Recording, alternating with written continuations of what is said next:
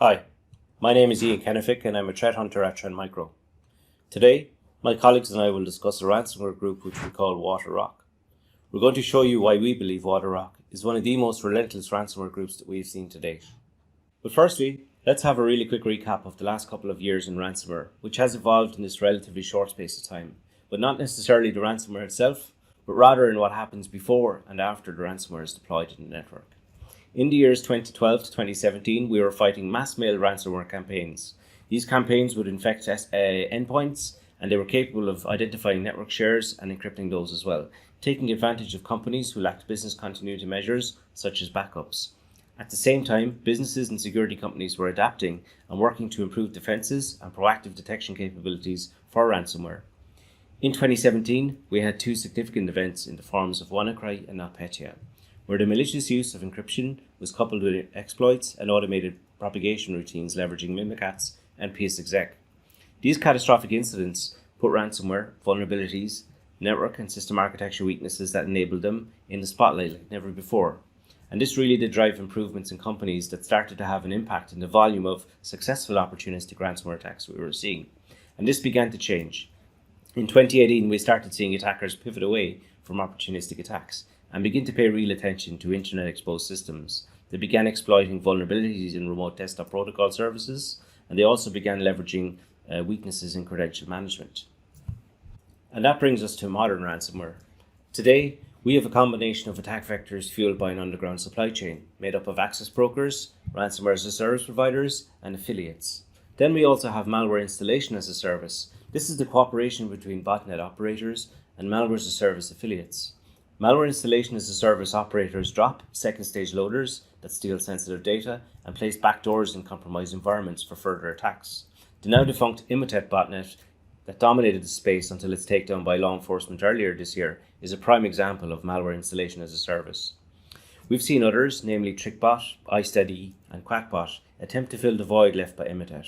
In other words, this is a problem that is not going away anytime soon. So this is where we are today.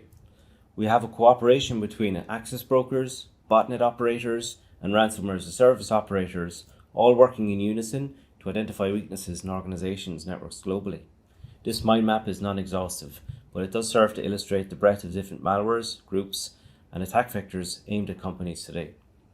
The outsourcing model leads to a higher success rate where the required skills are offered and recruited in the underground. So let's take a closer look at Water Roc. Well, we first observed this intrusion set in 2020 when we analysed the Nephilim ransomware as a service. When we took a look at the early victims, we found that they were generally $1 billion plus revenue organisations. Like other targeted ransomware attacks, the criminals leveraged double extortion, with ransomware for impact and stolen data for additional leverage. As is the case with other targeted ransomware groups such as RaaS, Water Roc victims were named and shamed on a leak site. With Nephilim, we observed similarities with another ransomware as a service offering, Nemty. Nemty was a ransomware as a service offering which we first spotted in 2019. And with Nephilim, we have obvious code similarities with the Nemty code. We also know two aliases with this group, namely JSWorm and Jingo. At the time Nemty was shutting down, the same actors were actively recruiting for a new private ransomware as a service offering. The adverts feature an initial profit split between operators and affiliates of 70-30, moving to 90-10 for affiliates who can bring a higher number of victims. This is similar to that of Nemty, and we believe the actors here were recruiting for Nephilim. So let's talk about how Water Roc gains initial access to the network. So we can think of modern ransomware initial access techniques and their skill sets to be at least on par with that of professional penetration testers. In the case of Water Roc, we observed that they used a Citrix vulnerability that first appeared in December 2019. At that time, on disclosure, there was approximately 80,000 organizations running vulnerable instances. Citrix disclosed the vulnerability with mitigations on the 17th of December 2019. A first public proof of concept code appeared on the 10th of January in 2020, but crucially the vulnerability was not fixed until the 19th of January 2020. The exploitation of the gap between vulnerability disclosures and the availability of a fix, the availability of proof of concept code, and then the usual lag between the deployment of mitigations has become a staple tactic exploited by criminals in targeted ransomware attacks. We also believe that there were other exploits likely used to gain initial access to victims. For internet exposed systems, this is especially critical. Our advice to customers is drop tools, mitigate, patch, and treat these vulnerable assets as potentially compromised. After gaining an initial foothold in the network, attackers deployed post-exploitation tools to begin burrowing deeper into that network. We found the usual suspects. Cobalt Strike was used in every intrusion that we've seen.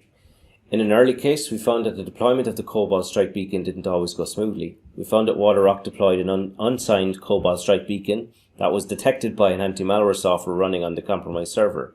They returned some 10 days later to deploy a signed beacon which was again detected, but they persisted until AV was evaded a full 17 days after gaining the initial access. Yes, we have seen that ransomware attackers go from initial access to ransomware deployment in the same day, but with effective monitoring and an incident response plan, there is time to minimize the impact and to boot the bad guys out of your network. For defenders, this also demonstrates the value of monitoring certain noteworthy detections, which may indicate a particular attack phase. What's more, it's worth pointing out that the attackers persisted in the network a further week before deploying any ransomware at all. So let's talk about how Water Roc moves laterally in the network using vulnerabilities. Critical bugs such as remote code execution vulnerabilities rightfully get the attention that they deserve. They gain widespread coverage in the media, but with new vulnerabilities gaining notoriety almost every month, they quickly get forgotten about. Patch management for older vulnerabilities continues to plague organizations. Water Roc, for instance, leverages an elevation of privilege vulnerability from 2017, which was discovered by researchers at Google almost a full 3 years prior to the Water Roc intrusion. The code used was the actual proof of concept code released by Google. Other vulnerabilities are also used, namely Eternal Blue and SMB Ghost, to move laterally across the network. Let's take a look at some of the tooling used by Water Roc. From Water Roc, we found a couple of commonalities outside of Cobalt Strike. So Process Hacker, a tool that's used by defenders and malware analysts and systems administrators. In this case, it was used to kill security software and monitoring tools. For credential access, we found the usual suspects with Mimikatz used for credential dumping, but we also found tools that we don't see in many targeted ransomware attacks these days, such as NL Brute, which attackers use to brute force RTP services. For discovery of other systems, Bloodhound was used for attack path discovery. Sharphound was used to dump the AD structure, which was then analysed off-site. AD Find, another AD enumeration tool, was also found in multiple intrusions. SMB tools additionally was used to perform reconnaissance across the network using SMB. This tool uses NTLM hashes as well as domain credentials to access remote hosts using SMB. So a wide variety of tooling was used to achieve their objectives. And that brings us to the ransomware deployment. So in the case of Water Roc, Nephilim was deployed using a combination of PSExec and batch scripts. And batch scripts were used to kill interesting processes to avoid things like access violations or potentially security software, finally before executing the malicious Nephilim binary. So for data exfiltration, the attackers used two primary mechanisms. In early attacks, we observed the Water Roc using a combination of collection scripts with FTP. So these commands were executed via Cobalt Strike, where 7-zip compressed archives were uploaded to a remote host using FTP. But the attackers also leveraged Megasync, and we noted that they used a Megasync to exfiltrate large volumes of data, as Mega provides 20 gigabytes of free storage. The tooling to compress the stolen data was dropped earlier on in the attack phase. Hello, my name is Fernando Merčes, and I'm a senior threat researcher with Trend Micro. We will now have a look at the inner workings of the Nephilim ransom itself, the main payload behind this attack. So let's start. So first, I've prepared two documents, two files. One is a document.rtf. It's a text file as a testing document. And we're going to use this first one with the first Nephilim operation mode, which is basically providing to the Nephilim executable a file path or a directory path. This is going to work this way. And as you can see, the file was encrypted and the Keanu extension was added. But there is also a regular working mode, which is actually just executing the ransom. So just the binary And then, well, before that, let's look at the image. It's a test image, and it opens normally. And then after I press enter, well, Nephilim complains about a couple of files and folders it couldn't open because I didn't run it with elevated privileges, but it actually worked encrypting the bitmap file. We can actually see this by trying to open it. It doesn't work. And it also creates the ransom note. In this mode, it creates the ransom note. So you can see the blog where they leak data. And yeah, so that's basically what happens. Now let's debug it. Let's see how it works. I will first load a map file, which I exported from IDA. So I have labels here in the debugging session as well, especially the main underscore labels for Go programs are really useful. So I'm going to put a breakpoint on main in the main function and also in that Unix file function. You're going to see why in a minute. So here we are at the main function. And the first interesting thing we see is that CTR encrypt call. So I'm going to break it here, and we note that there are actually two parameters to this function, among others actually, and it's actually decrypting something that looks like a configuration. So let's copy this, whatever was decrypted here. It is a bit lengthy. Yes, so we have B0A bytes. I'm going to copy this data as a string, and I'm going to use now cyberchef just because it's a very nice tool to do some beautifying of this JSON output.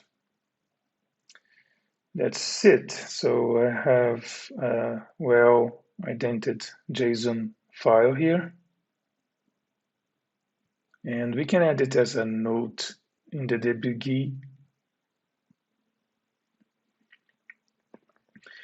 Then we see there is something that seems to be encoded in base 64.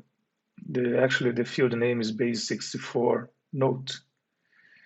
So we can use cyberchef as well, just to see what's in there. And we get the ransom note. I'm going to copy that, also paste into the notes of the debuggy. So yeah, that's the ransom note, the email addresses, and the blog.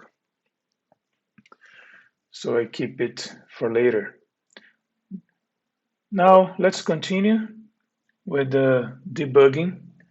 We have some JSON parsing and then call to other functions, and I hit F9 and we can see it opening a couple of files. Let's look at this one because it seems like it's a file it's going to encrypt. It's not a directory. So I'm going to copy the file path. And just to have a look at the file first. Okay, seems fine. So it's a text file. No problem with this. So it's opening the file. We can have a look at what happens here. And then we see some interesting stuff, which is this call to generate random bytes. So it's called once. Now, I later realized that in EDX, you get the address where the bytes were written to. So that's the first sequence of bytes generated. And then let's look at the second. It actually right after this. So I have two numbers. Let's add a label to make things easier. This I'm going to call random number 1. And the next one, I'm going to call it random number 2. Okay, So going forward, we see some interesting key handling here. So it's an RSA key. This is actually the RSA public key that is present in the configuration that was decrypted before. So this key is actually used to encrypt something here in this call, and this is going to encrypt random number 1. Done. So we can actually look at the result. This, we can add a label, and because that's the encrypt random number 1, so let's call it enc random 1. A similar structure follows next. So that's again encrypting, but this time random number 2. We're gonna add another label, that's random number 2. And then we follow with the execution. And now it's easier to see in the right column when either random number 1 or 2 are used. So now there's a call to read, and this is actually reading the contents of the file. We can see here in dump. That's really the content of the file that we saw before. And now we have a call to CTR encrypt using both random number 1 and 2. This is actually encrypting the file content. That's the encrypted version of it. Okay, so this is now written back to the file. And then there is another data being written, which is actually the encrypted version of random number 1 and also the random number 2 afterwards. So that's exactly how Nephilim works. It writes the generated random number to the end of the file, then it does the same for the second one, and finally he also adds a marker, which in that case is Keanu, and this is also written to the file. Now we can have a look at the file. It doesn't really exist because it was renamed to .cayano, and we see the file is now encrypted. Okay, so let's look at this file in a more interesting way, maybe with a hexadecimal editor. Okay, so we can go to the end of the file. It's actually easier this way because the two numbers are actually 256 byte each. So we can just select 512 bytes, and then the rest is going to be our encrypted data. We can just use cyberchef as well to put that encrypted data here. The idea is to decrypt it, so we're going to need that previously generated random numbers, which are actually the AaaS keys. So let's copy the first one. And we're going to need a recipe here for hexadecimal. So converting to raw, and then an AES decrypt recipe. So we have the key that's in hex. And then the second random number, it's actually the IV, or in that case, which since it's AES CTR, it's also called nonce. So here the IV, we change the mode to CTR, we change the input for raw, and we have the file contents. And that concludes our analysis of the main ransomware payload. It's important to say, though, that the decryption methods shown here, they were only possible because I was debugging a particular session of the execution of this ransomware while it was generating the keys. So this is not really feasible for past attacks. So we are not aware of any way of decrypting files encrypted by Nephilim ransom to date. Now I call my colleague, Feike, who is going to give you even more details behind this operation. Hello everybody, my name is Feike Hacquebord. My teammate Fernando has just explained the inner workings of the ransomware binaries of the Water Roc actor. I will now talk about the victims of the Water Roc actor. The victims of Water Roc are distributed over various industries, but most of the victims are located in the US. This is consistent with postings in underground forums we have been seeing. In these postings in underground forums, Water Roc related actors are interested in buying access to compromised networks of companies mainly in the US and Australia. They also request a revenue of companies of at least $200 million. This is also consistent with data we have been seeing.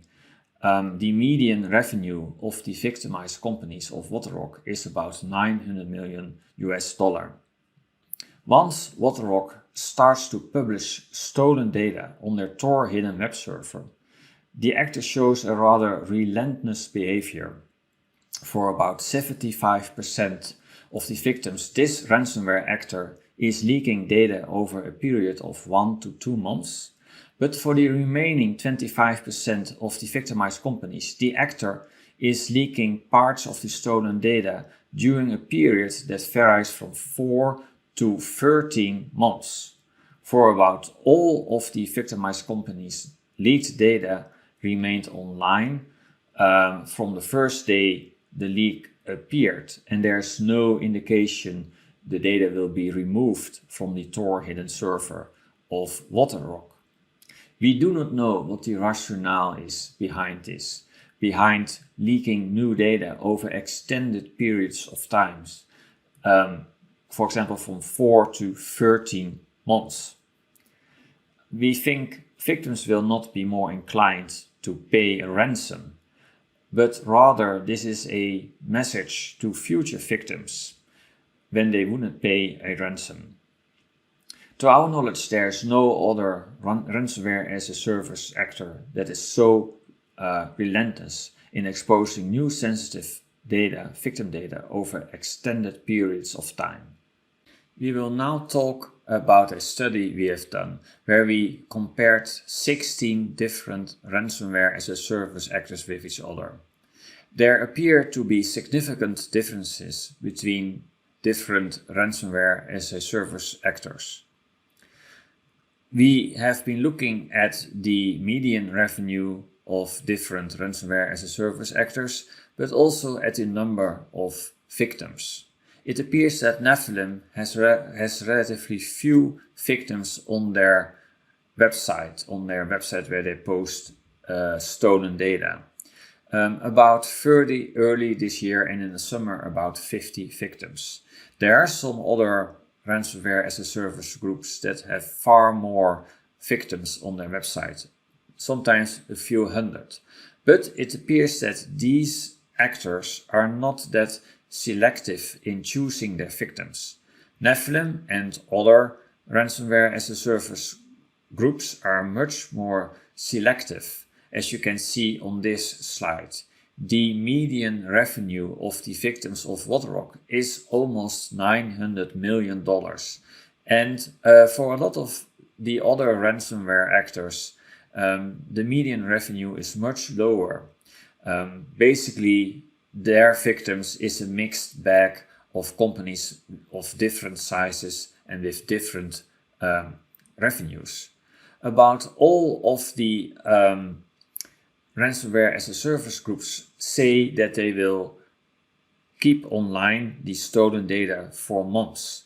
But it appears that some of the more infamous ransomware as a service groups are not able to keep their data online for a long time because they are hosting their stolen data on file sharing platforms that are usually quite fast in taking down the stolen contents.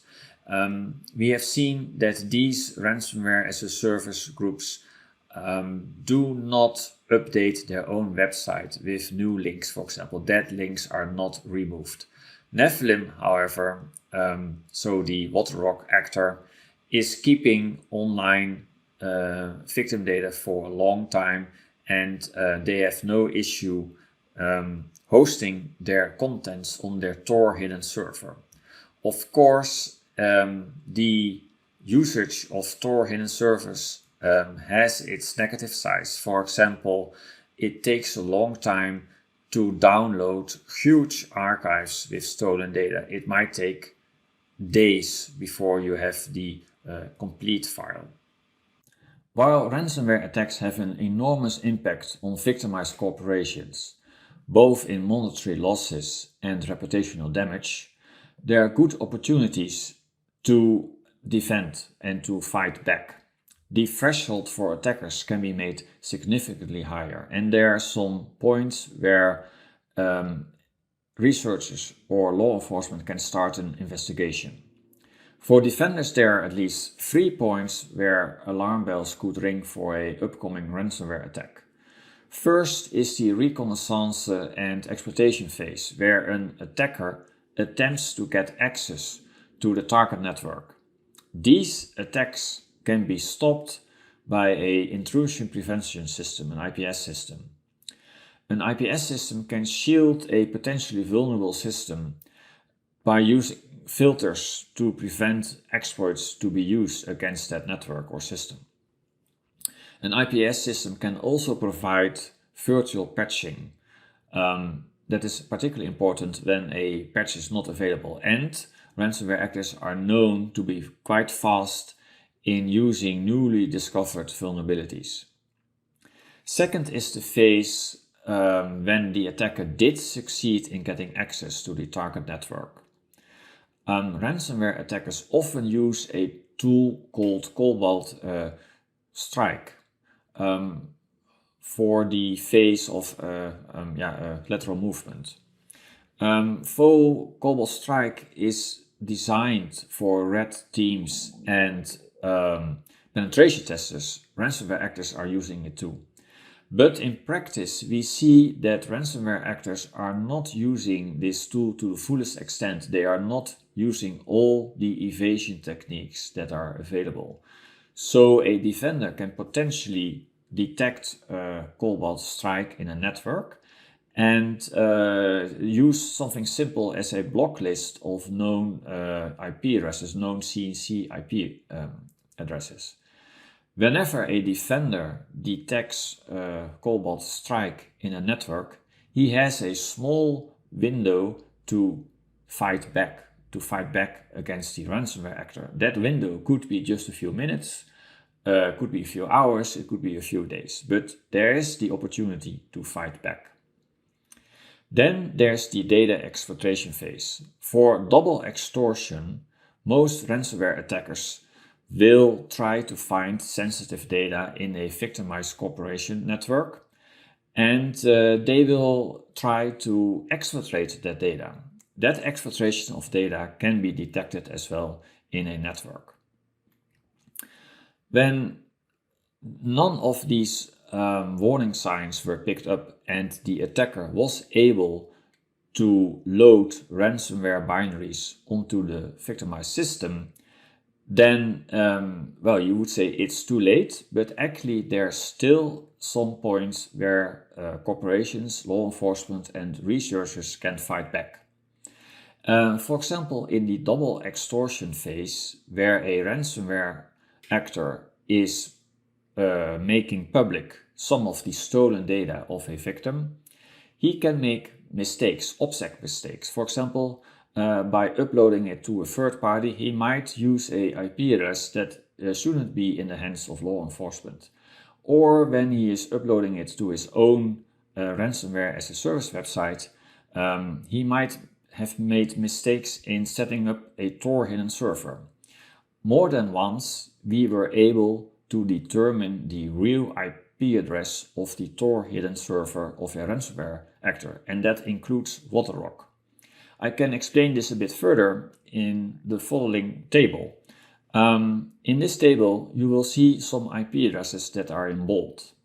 The bold IP addresses were confirmed to be related to Water Roc. For example, we found a few Cobalt Strike CNC servers related to Water Roc, but we also found the backend servers of their ransomware as a service website where they put stolen data. When we were looking in the neighborhood of these IP addresses, we found many other IP addresses that could have been used in other phases of the ransomware attack. For example, the exploitation phase, the reconnaissance phase, but also in the data exploitation phase.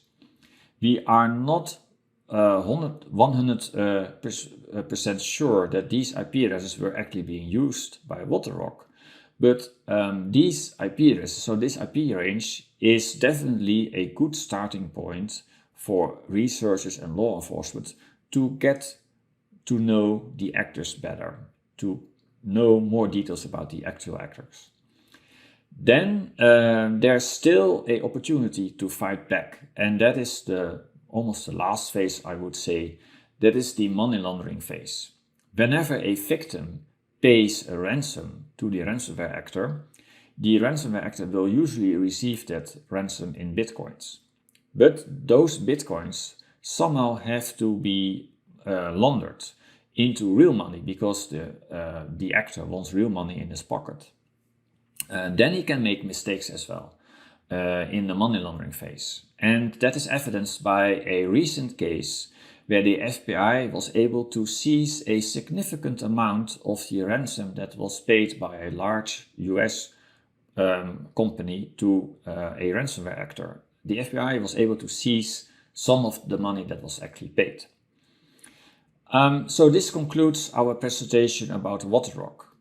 I hope you enjoyed it and that you learned something new. Water Roc is a clear example of a ransomware actor that was not very good at its job a few years ago, but it has evolved into one of the most relentless ransomware actors that is active today, and it is actually attacking multi-billion companies nowadays.